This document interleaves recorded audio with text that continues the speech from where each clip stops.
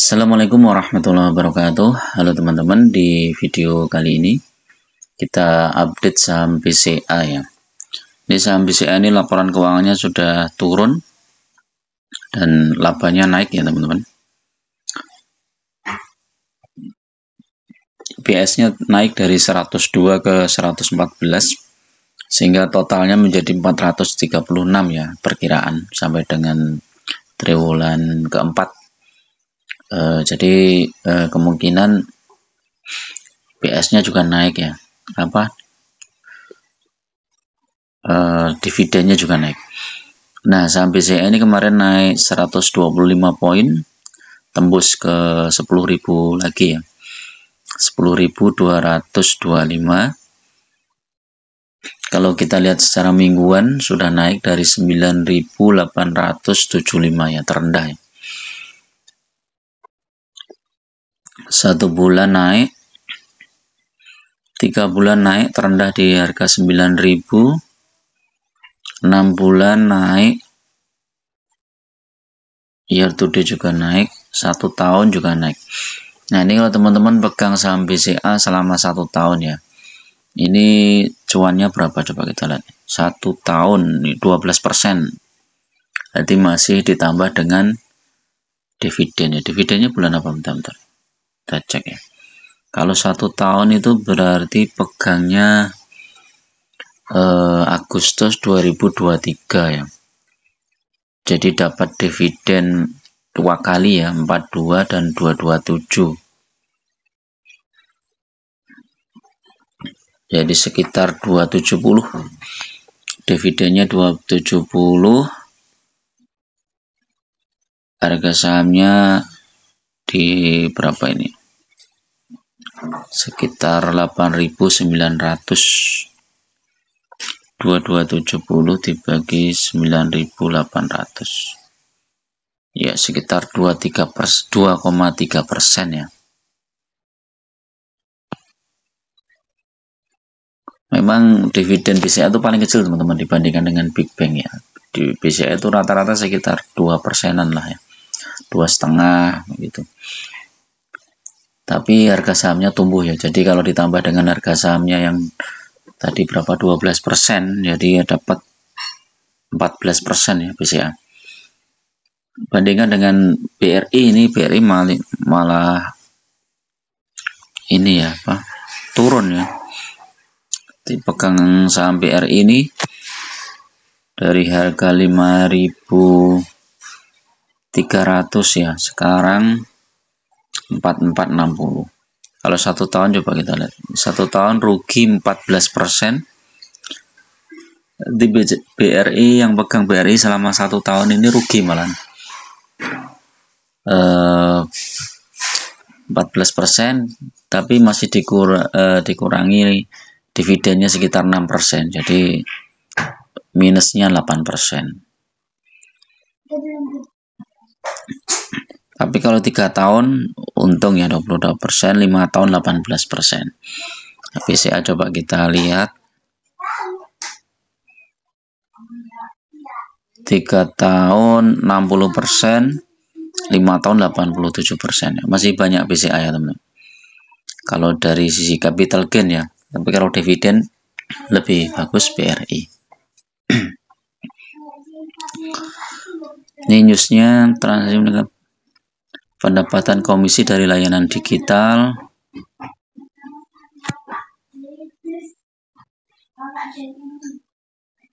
Transaksi QRIS BCA melesat. Nah, ini juga ini ya. Kinerja emiten Big Cap, simak rekomendasinya.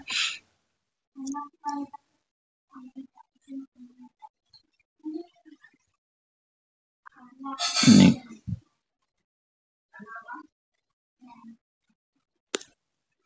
isu dividen itu di bulan Desember dan Maret ya.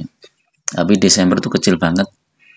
Kemudian nanti ditambah dengan bulan Maret. Jadi mendekati dividen mungkin sekitar akhir Desember sampai dengan Februari ya, Maret itu akhir Februari lah. Itu saham BCA biasanya akan naik. nanti kita lihat nih. Ya nih.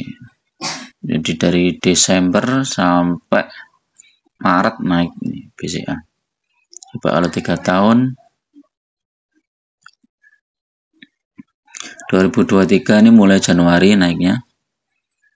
Kemudian 2022 ini mulai ya Januari juga, akhir Desember udah mulai naik.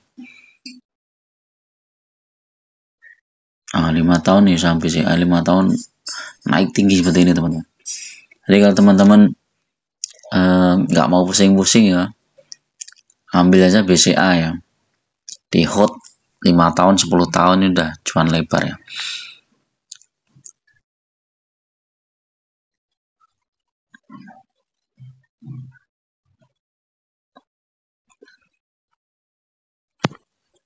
Kita cek BCA. Ini tahun berapa ini?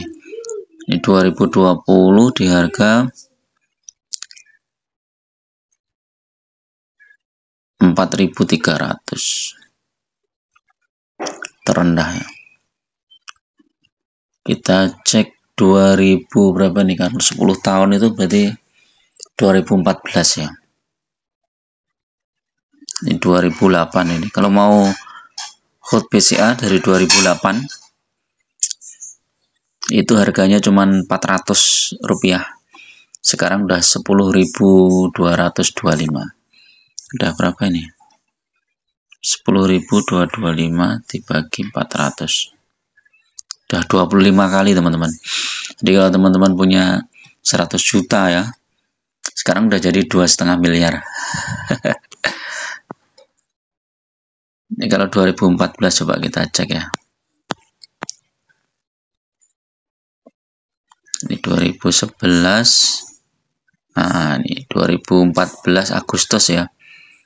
Nah, ini 2014 Agustus di harga 2.200. 10.225 dibagi 2.200. 4,6 kali ya. Jadi kalau punya 100 juta jadi 464 juta. Jadi 4 kali lipat dalam waktu 10 tahun. Ini masih ditambah dengan dividen ya. Dividennya kalau 10 tahun, kalau kita kalikan 2,5 aja ada 25%. Jadi mungkin totalnya ya hampir 5 kali lipat lah. Itu belum digulung ya. Jadi ke setiap dapat dividen dibelikan lagi sahamnya, dapat dividen dibelikan lagi sahamnya.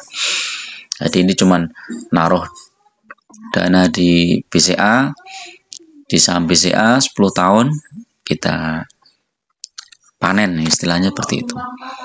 Nah, ini belum memperhitungkan kita nambah setiap dapat dividen. Kalau nambah setiap dapat dividen berarti otomatis jumlah lotnya akan bertambah terus. Nah, inilah teman-teman, saat krisis memang biasanya saham itu terkoreksi cukup dalam ya. Ini 2020 ini harganya masih hampir 7.000, terkoreksi sampai 4.000 ya. Ini udah hampir 40%-an mungkin ya. Iya. Habis itu naik terus. Nah, jadi kalau saham-saham bagus itu seperti ini teman-teman. Walaupun dia roboh ya, nggak nyampe 2 tahun udah balik lagi ya. Nah, ini malah cuma 1 tahun ya, 2021 udah lebih tinggi lagi. Walaupun sempat koreksi, tapi 2021 akhir ini udah lebih tinggi lagi. Habis itu melejit terus sampai sekarang ya. Nah, sekarang sampai 10.000 ya sekarang. Jadi bisa dipertimbangkan ya, salah satu saham yang bagus untuk di hold jangka panjang dan risikonya nggak terlalu besar ya. Walaupun kenaikannya juga nggak terlalu besar ya teman-teman ya. Jangan berharap multi bagger ya kalau seperti saham-saham BCA, BRI, Mandiri dan BNI. Tapi kalau kita hold tambah terus jumlah lotnya, tambah terus jumlah lotnya, maka dalam waktu minimal 1 tahun atau 2 tahun itu udah pasti udah naik. Walaupun sekarang kayak BRI ini turun ya. BRI itu turun ya. BRI 1 tahun turun ya.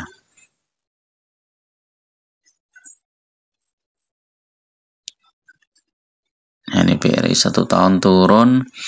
Tapi kalau kita lihat Big Bang itu yang turun BRI aja mungkin ya. Yang lain naik kayaknya. BNI naik, BMRI juga naik ya. BMRI naik lumayan ini. Dividennya juga besar. Capital gain-nya juga 28% ya, Bank Mandiri. Nah, kalau teman-teman mau ambil yang capital gain-nya besar dan dividennya cukup besar juga ya, ini Bank Mandiri ini. Bank Mandiri atau Bank BNI. Kalau untuk BRI harganya memang sekarang sedang turun ya, turun drastis.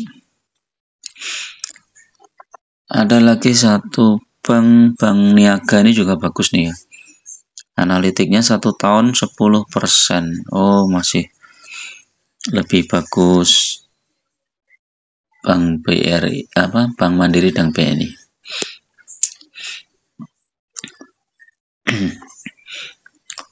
Ini labanya naik semua nih, hampir bank perbankan naik semua nih labanya.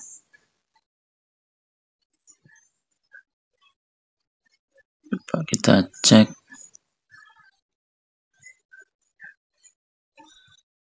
Nih ya, laba bersih 14 triliun di kuartal kedua.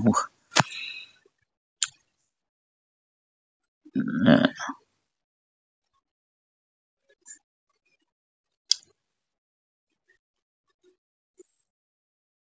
target harga dinaikkan sedikit lebih tinggi ke 11.600 ya. Ini ada yang menaikkan targetnya ke 11.000 lebih ya, BCA ya.